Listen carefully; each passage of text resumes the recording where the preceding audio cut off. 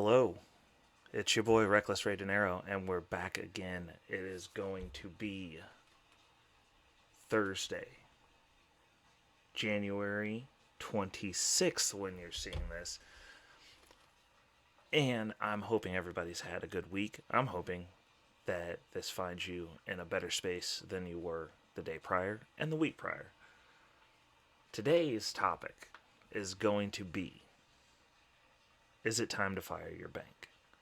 And one of the tenets that we believe over here in the financial red pill space is that banking and most of traditional finance is a thing of the past. These tools are set up to keep you broke in some form or fashion, whether it's extraction of resources, giving bad information, to keep you to get you to keep your money there. And I am under the personal belief that most people don't utilize banks in the way that they should be, which are temporary stores of money and places that give you money. We have a reverse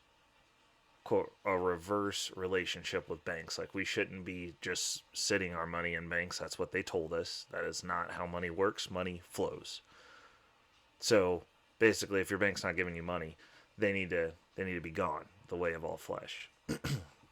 We start this video specifically, with a beautiful blown up picture of Union Station and the Kansas City skyline from downtown Kansas City. Always repping the city. So first off, we're gonna go, and the reason this topic came up is because I'm firing two of my banks. I'm a believer of decentralizing everything, so I decentralize my bank accounts, and I have a bunch of them. As far as having established relationships, it makes borrowing money much easier. It makes people wanting to give you money a lot more frequent. And, up until recently, I normally reevaluate these every year. And generally with my banks, as long as they give me money when I ask for it, and I can get money in and out and move it easily, I've got no problems. So what happened was, I have an account with GoBank, which is, the reason I have it was when I was Ubering. It was the easiest and fastest way to get my money from Uber to me quickly. In doing so, the other thing I liked about the bank account is it had a stash function, which wasn't really a savings account. It just kind of set money aside where you could remove it from the account and kind of put it in like a holding stasis until you were ready to utilize it, which I did like also.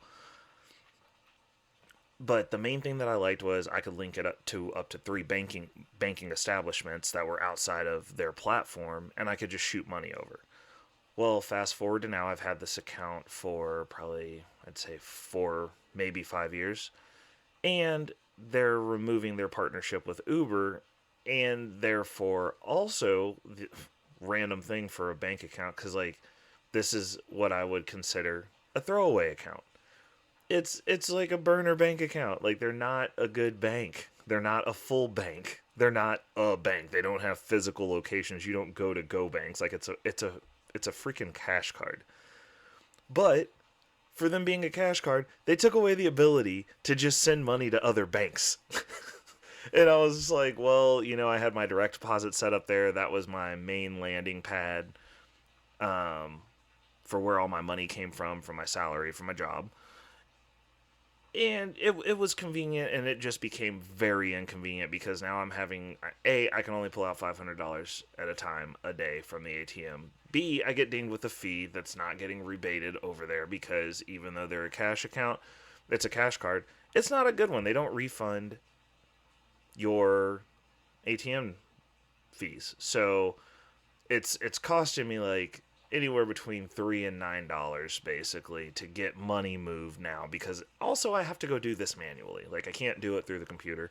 Another point of friction, requires me to leave my house. Not a fan.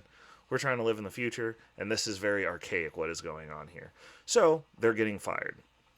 I switched over to my credit union, and just for reference, the line out of how I do my banking is I'll normally have something that is like a quick cash card type account that can link to multiple different banks where I'll drop the money off, which would be like a Go Bank, which what I had through Uber, and we're gonna go through a few of those, but just like a throwaway, non-important. It's a cash card account. Generally speaking, one of the requirements for me is that you can get the money 2 days early, which is convenient for me. And I generally want to be able to pay bills out of it or get it to the place where I do pay bills quickly.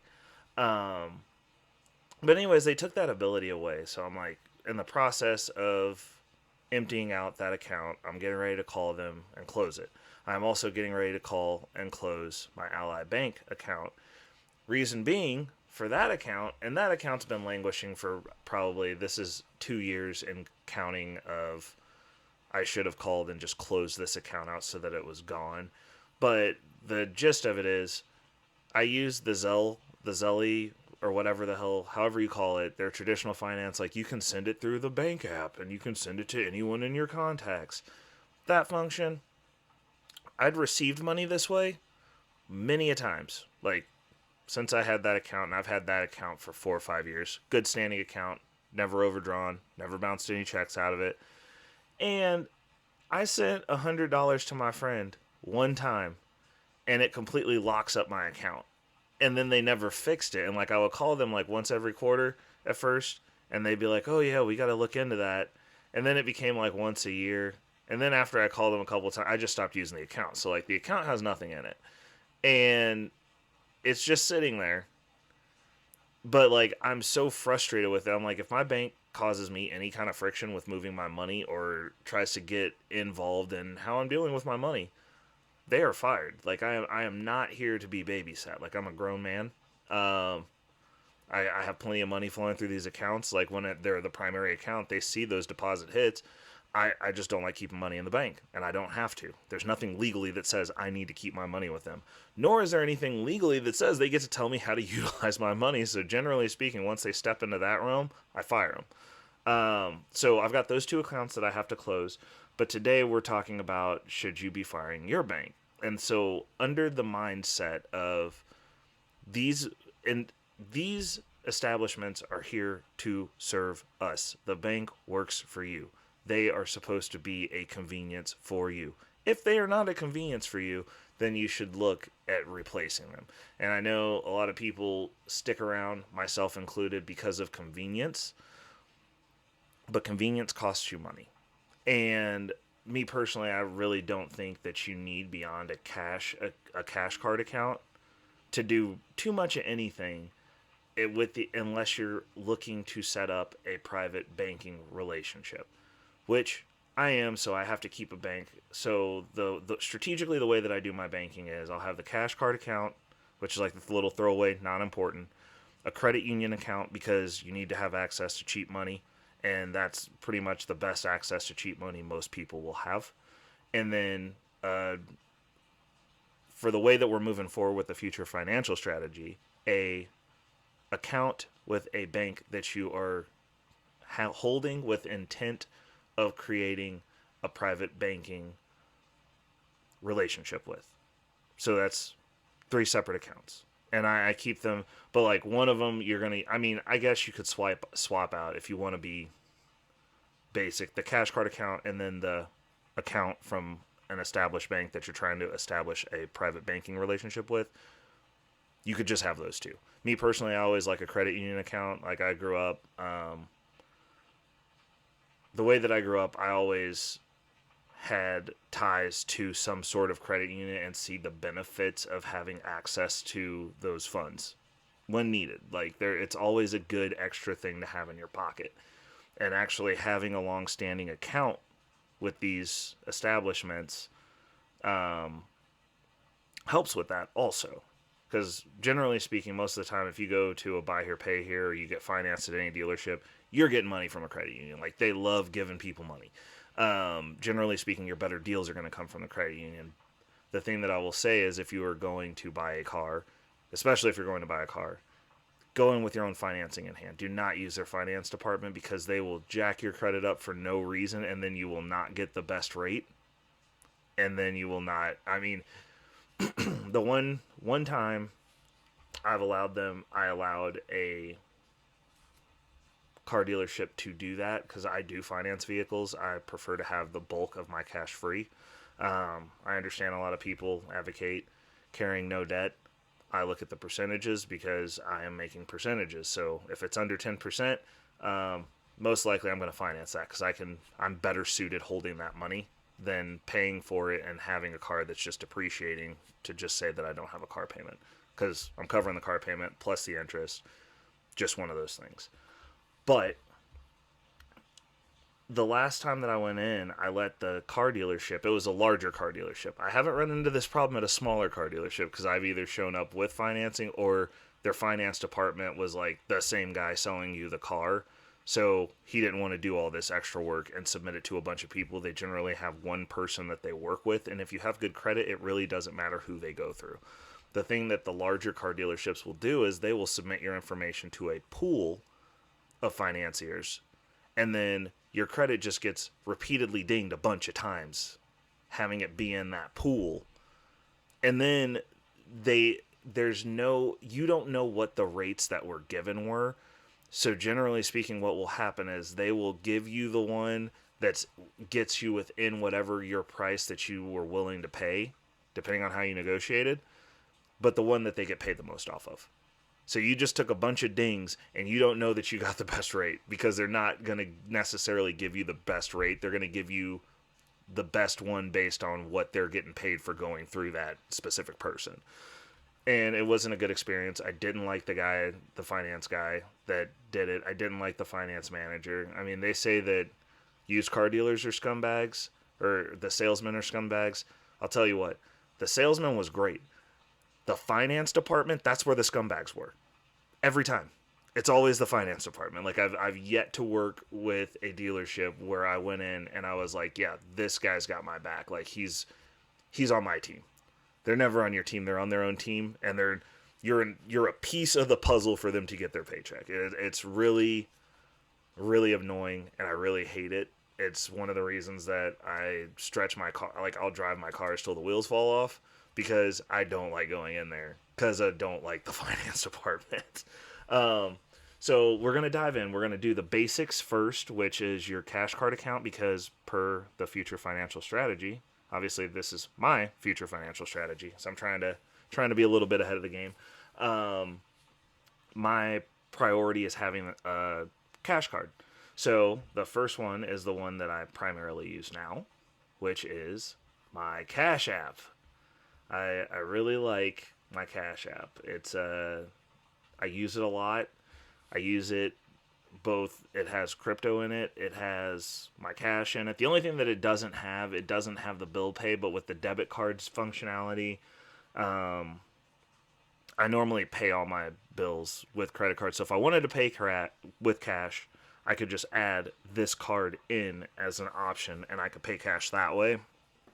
Doing your utilities and stuff with credit card, obviously there's a fee. I'm willing to pay the $2 for the convenience. I don't like writing checks, and I haven't really gone through the work of getting this account set up to just draw. And I don't want to tie my bank account to something because if for whatever reason I like that buffer, I just don't want my bank account stuff out there. So I use Cash App heavily. I use it a lot. I get sometimes every once in a while I get tips through my live streams, and through here they go to my Cash App. I like it because it has obviously the cash, crypto, and it's got stocks, which allows me to save in the way that I want to save. So my savings account is actually tied in to my Cash App because I don't just save money. Like the 4% that they're given is not enough. I like having access to the market, and you can buy fractional stocks and ETFs and bonds there. So like I have my savings pools also set up within Cash App. It's a very useful tool. Money out of it, you've got it in the bank within 48 hours normally. There is a convenience fee. You can pay a little bit extra and have it instantly. Also an option. It's just really convenient and does everything I need it to do. And it's wonderful, and I love it. Like I can't say enough about that. In the comments below, there is my Cash App referral. If you do not have a Cash App, high key recommend you set it up. in the interest of, I don't ever just want to offer one option for something unless that one option is the only option that works the way that I want it to. So I actually pulled up a couple of other ones that have been in my peer view and on my radar. It's just Cash App works so well that I haven't had the need to switch this out yet. But now that currently I had to switch the direct deposit to my credit union, just because it was in a rush. I made the snap judgment and I've decided to act, and this is the way we're going moving forward. So I haven't set up the primary bank account yet, but I'm thinking I will probably be moving my direct deposit over to this account and then seeing if I can work this out, and depending on which account that I go with. So another option would be something similar as Chime. It also gives you the direct deposit the 2 days early. Bunch of apparently fee-free ATMs, which is cool. This also has a credit builder option on it. So like if you're just starting to build credit, you could also leverage this for that, which is really interesting. Fee-free overdraft, 24/7 support. Pretty cool. Does pretty much the same things as Cash App does. It has the credit feature on it. It does not have the crypto or the stocks, which for me, where I'm at, the Cash App is better. But this is the same deal. It's a cash card, gets you your pay a little bit early. You want that quicker, and this isn't, you don't want to get that pay early to go fumble the bag faster. You want to get that pay early so that you can get money into markets faster. You can start making your financial moves faster, your savings. Like if the quicker your money comes in, the quicker you can distribute it to where it needs to go. That's the way that I look at it, because like I'm not using that to trick off the money. The last one that we have was actually just brought to my attention by one of my coworkers who is very much on, many of my coworkers actually. I love my coworkers because they're very like-minded, very financially savvy. It's cool because those guys are a little bit younger than me, and they're kind of figuring some hacks out, some stuff where they can, make some moves too. And so this was one that I wasn't familiar with that was brought to my attention that one of my coworkers has, and it's current. And he was telling me that they have a really big savings deal going. It's 4% now with the interest rates going up, but they also have the crypto in there too. I'm not sure exactly how that works as far as being able to transfer it out, but that is something that's very interesting with the crypto. So I'm not sure if it's just crypto or if they have stocks as well. We'll keep scrolling down here, overdraft fees, get the direct deposit 2 days early, must have for this specific account. You want your landing account to get that money quickly. Like you want it in there fast. And so they got the FDIC coverage. Like these accounts are covered. It's just you get your money faster. Normally there's some other financial incentives, and you can mix and match these to suit your financial situation and needs. So like if you're looking to start out and you don't have credit and you're looking to build credit, Chime might actually be the best option here. For those who are a little bit more advanced or already have their credit established, the Current or the Cash App or something along those lines. Also, PayPal has a debit card. I don't know if they get the direct deposit 2 days early, but I'm assuming, and I'm going to make a guess here, they probably do. And PayPal also has the crypto, and also, well, they do not have, I don't know if they have stocks. I only use my PayPal because I have an eBay account, and that's the extent of my use of that. I don't use any of the other features. I have a couple of people, every once in a while I'll get donations to the channel through PayPal, which is cool. I have one of my roommates pays rent through PayPal, which is cool. I mean, it serves purpose just fine. Gets into my bank account within 2 days. Not sure if they get the early direct deposit or not, but PayPal would also be another use. So there's 4 options. So my last and 5th option, which is kind of a hybrid, is going to be Capital One. Now, this one is interesting because they do have this is one where you could potentially segue this account specifically into their private banking.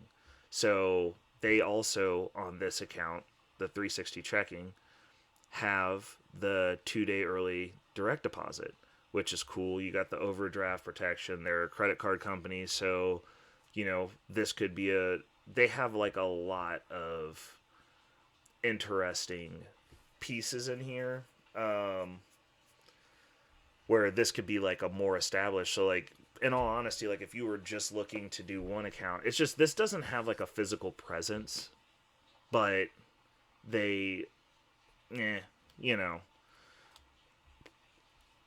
that's the other piece of the cash card is you're not going to have physical presence, which means you're going to either have to find free ATMs, or you're going to have to find ATMs that are within their network, and they either have reduced fees or they don't have fees at all.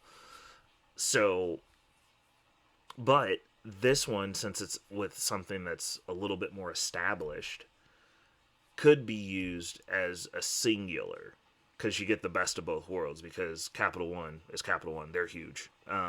You're gonna have a lot of options. Oh, and they have Add Cash in CVS stores, which is interesting because you might just be able to pull cash in CVS stores as well. That's okay. That's really interesting. And I believe that they have private banking features within this as well. When we get to the end, we might do a quick search on that.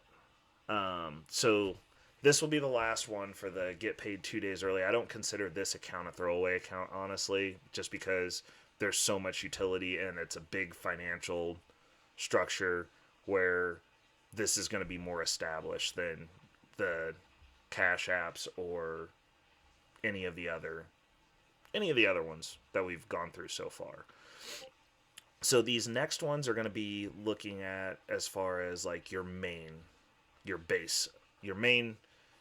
banking, like the established banking account. So like this is like the hybrid between the throwaway accounts and the established main banking accounts. So we're looking at, the first one we're going to look at is the Charles Schwab investor account. And a lot of people, myself included, are shifting over to Schwab. I currently have my brokerage through TD Ameritrade, and they got bought out. So eventually, at some point throughout this year, I believe that they're forcing all of us to transfer over, and they have a banking deal.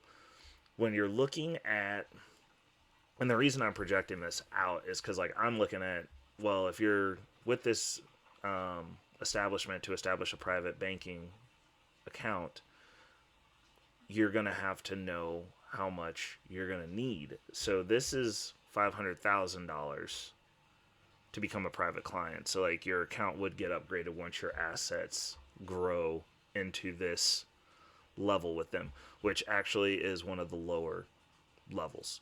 Not the lowest, it's the second lowest, because the next one that we're going to look at, it's a little bit lower. It's still pretty high. As far as like a normal person getting into banking, it's just like not the amount of money that most people keep in the bank. But one of the things we got to talk about is why you would want a private banking relationship. Basically, it makes stuff easier. You have easier access to money. Normally, there's some wealth management in there, so you also have advisors. A lot of them, you'll be able to get referrals for accountants, business contacts.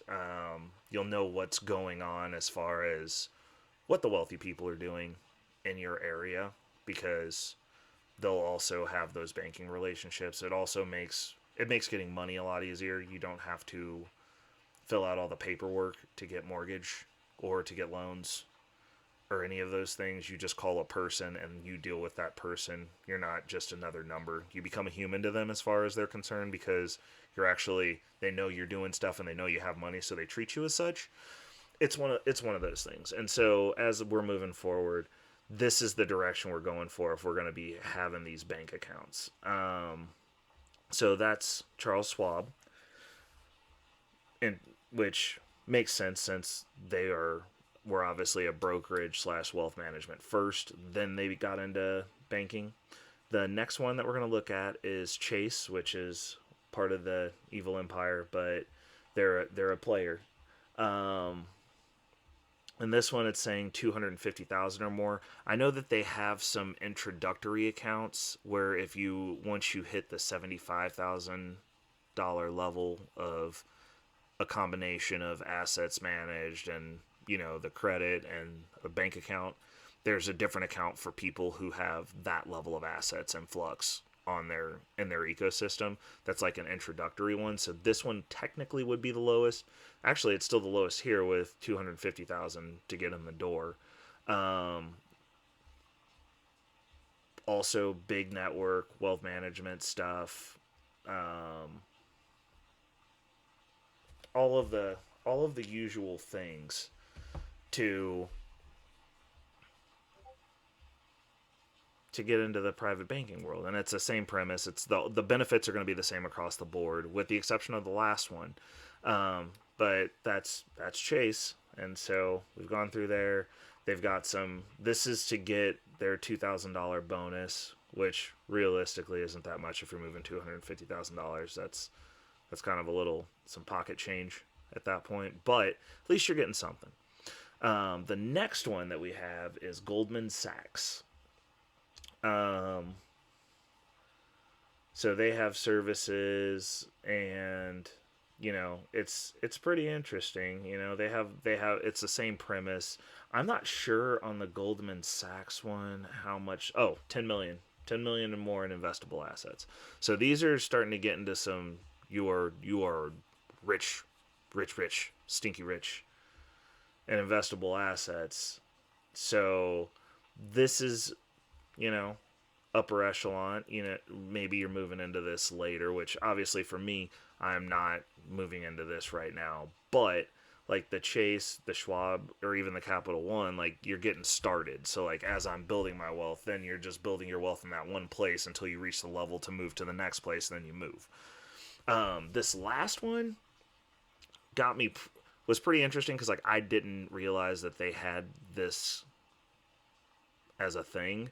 But Citi has private banking, and their focus both globally, and then they do wealthy individuals and families. So this is like one where when we're talking generational wealth, it's like, geez, you might want to move into here. And one of the other things that I found very interesting was they do like meetups for their private banking group so that you get to network with these other people that are in the same realm of net worth as you are.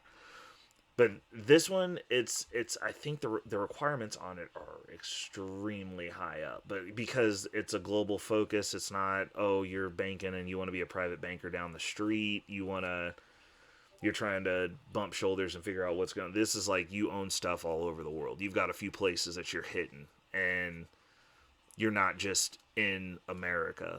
Like you're networking out, like you're owning assets other places, and they're able to facilitate and help you with that. And so for somebody like myself who is looking to not necessarily be locked in to the American matrix and looking to decentralize his citizenship, like this is really interesting. It's just I'm nowhere near wealthy enough to qualify for this. But it's a good goal to have, because it's a hefty one. Like you gotta have some money to get in on this. It's a whole thing. And they do investment management, lifestyle. They do the home financing, obviously. Sports and aircraft, that lets you know what type of clientele they're catering to. They also have the banking management. They have all of these things, access to direct and private investments, which is actually another benefit of private banking, is that's how you can get access to IPOs. But yeah, that's gonna sum up this episode, because I mean, we've pretty much covered all of it and like the intent. We'll see where we end up landing. I'll probably do a follow up with which bank accounts I decided to go with and why.